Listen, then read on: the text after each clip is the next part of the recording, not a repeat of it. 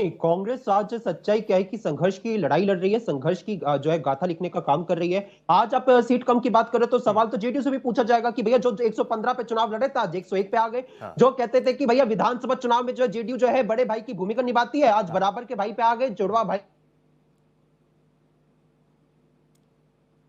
की कहानी लिख रहे हैं। तो सच्चाई क्या कि हमें तो वो तो किसी से भी छुपा नहीं है। और सच्चाई क्या कि बिहार में हम लोग जो है मुद्दों को लेकर चुनाव लड़ रहे हैं, मुद्दों के साथ चुनाव लड़ रहे हैं, और इसी वजह से आज जो है हम जब बीजेपी से और इनकी सरकार से सवाल पूछे कि भैया आपने जो 12,000 स्पेशल ट्रेन का छठ पूजा पे हाँ। जो जुमला आपने फेंका था ना, जो आपने झूठ बोला था, बिहार के लोगों को आपने चूना लगाने का काम किया था ना, हाँ। आज एक विदेशी जब यात्री बिहार के जाते हैं हमारे भारतीय रेलवे में, तो वो इनकी पीआर का जो एक्सपोज करने का काम करते हैं। ये सच्चाई है आज इनकी।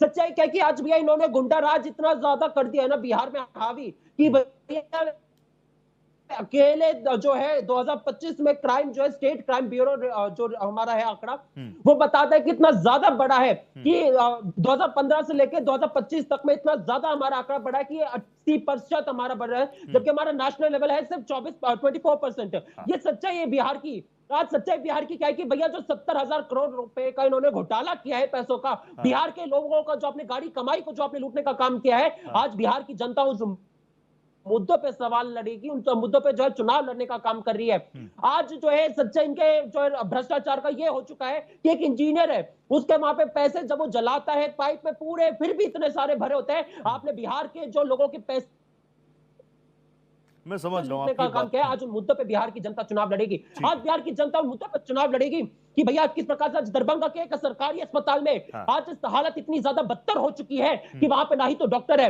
वहां पे वॉशरूम में इतनी ज्यादा गंदगी है, वहां पे